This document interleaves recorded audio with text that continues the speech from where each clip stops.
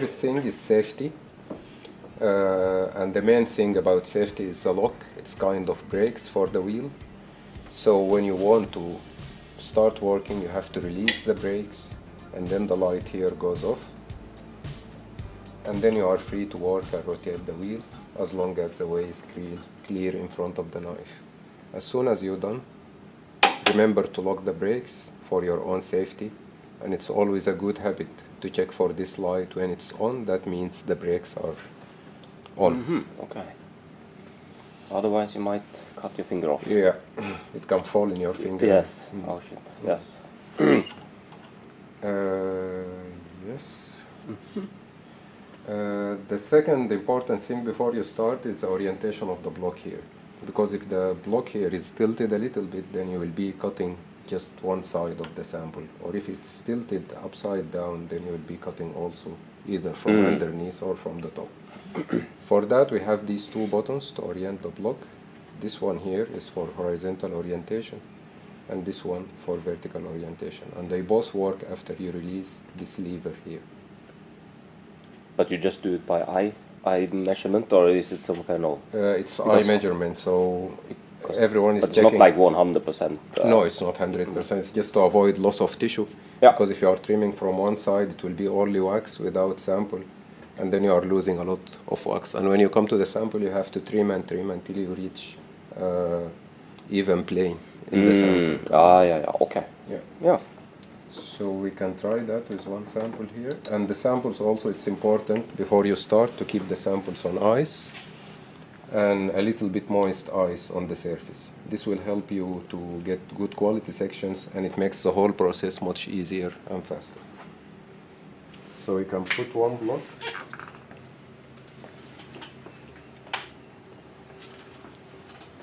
To check for orientation, you need to bring the block forward from this control panel. So you have two arrows here, two sets of arrows.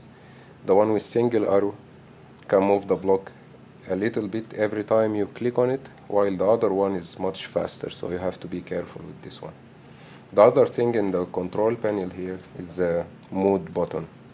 It can be trimming mode when you want to reach certain part of the sample, then you need to cut larger pieces of the sample.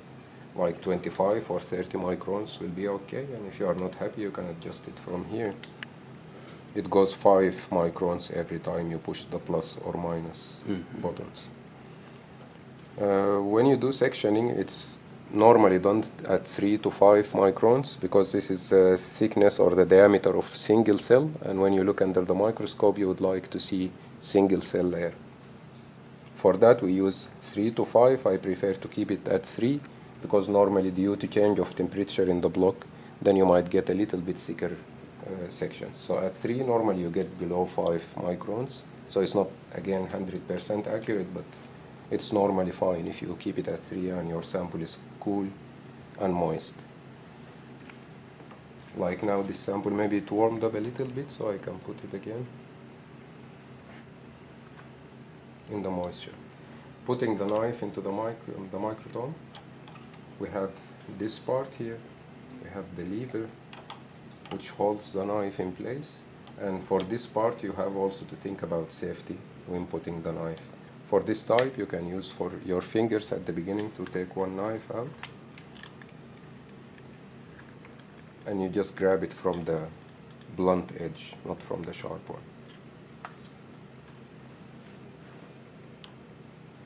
Once the knife is inside and you want just to put it in the proper position, you can use a tweezer or any metal instrument to push it inside. And then you need to tighten the lever here so the knife will not move.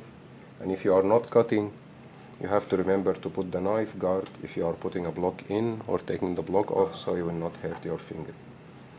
The knife also gets blunt after several times of use, so in this machine it's divided into 3 parts. By releasing this lever, you can use this part, or the middle part, or the far right part, and you hear a click sound every time you move this head. So we can start with the middle part and tighten here, or we can start with any part. I don't remember in the video. Oh, doesn't matter. Yeah.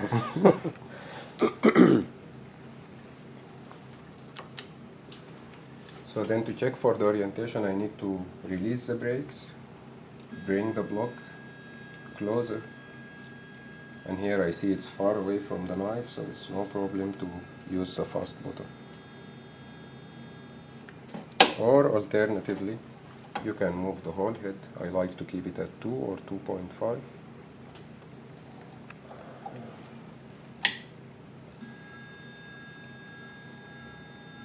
And when looking from above, you can have an idea about on which direction you need to move. Another way is to cut a little bit and see where the knife goes. Here I see the knife goes on this side. That means this block has to be tilted to the opposite direction. Okay.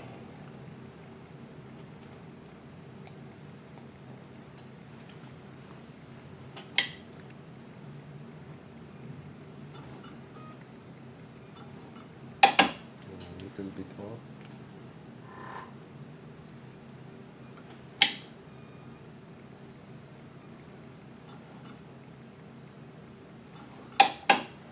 So actually, this is actually the difficult part. Yeah.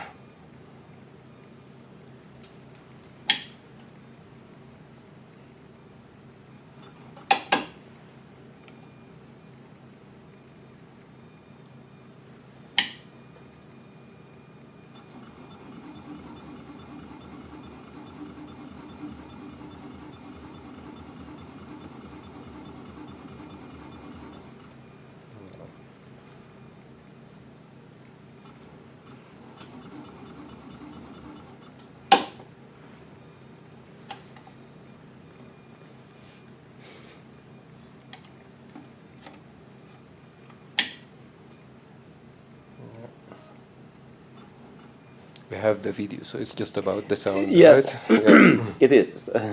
So this will be. So I can do a little bit. So I will cut. Yeah. So I might use some part of this video and some Okay. part of the other one. I'll see. Okay. It's okay. I see now that Yeah. last time. It went It straight. went quite, someone was straight. working here, so I Yes. think things are a little bit So I changed. think maybe something moved a bit. Yeah. Oh, I looks think like you it's have it. better now. Yeah.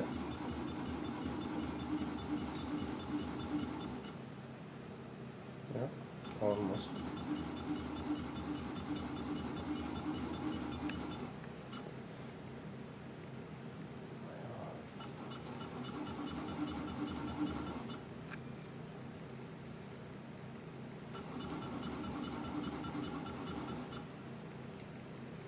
This is just a training sample, Yeah. so I can lose some of it. Yeah.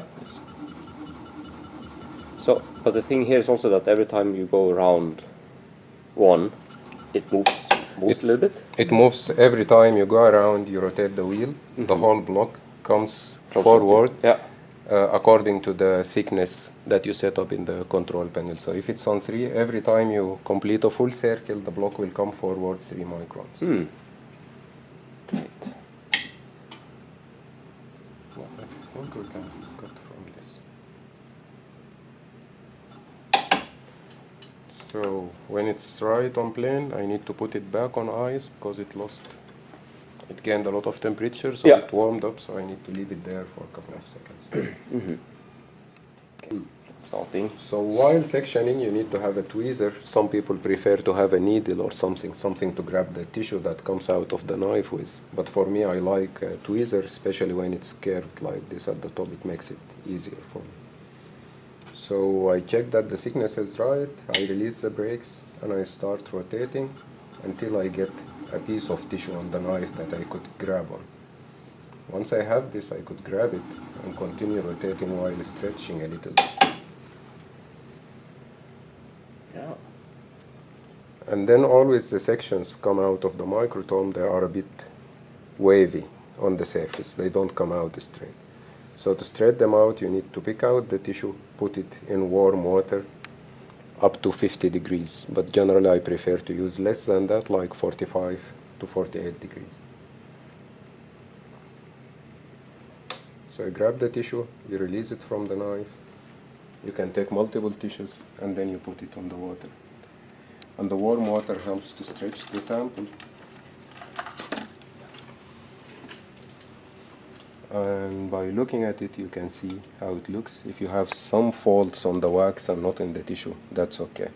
But holes, big holes, or faults in the tissue in itself have to be avoided. For example, this tissue here, it has some faults that are coming inside the tissue, but here it's coming outside of the tissue. So I could use this one.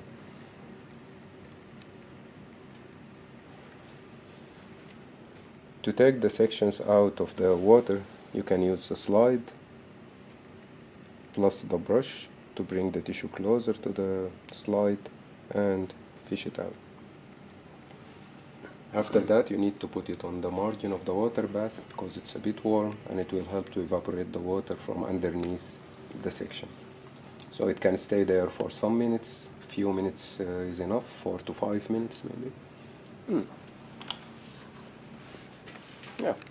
And then after that, before using these sections for immunohistochemistry or for classical hematoxylin and usine staining, you need to put them in the incubator 56 to 60 degrees for at least 2 hours. For that we use this kind of rack because it keeps separating the tissues from each other when you have many of them, so they will not destroy each other. So we take the tissue and each slide has a slot in this rack and we put it in the incubator. Yeah. Okay. You can actually just just do it because get the. So I just started this incubator. It is starting from 23, but it needs to get up to 56 degrees. But that takes time. Okay. So, but you wait until it's the You correct don't temperature. have to wait until it's 56. Okay, it's only to put it Yeah. and put it in, and then it will be. Yeah. It's kind of room temperature, so it doesn't matter. No. Okay. Okay. Yeah. I agree with you. So we leave the tissue inside. And how long do you have We it? leave the tissue for 2 hours Aha. minimum. But if you are busy or for practical reason you are not available after 2 hours, it's okay to leave it overnight. Oh. Okay.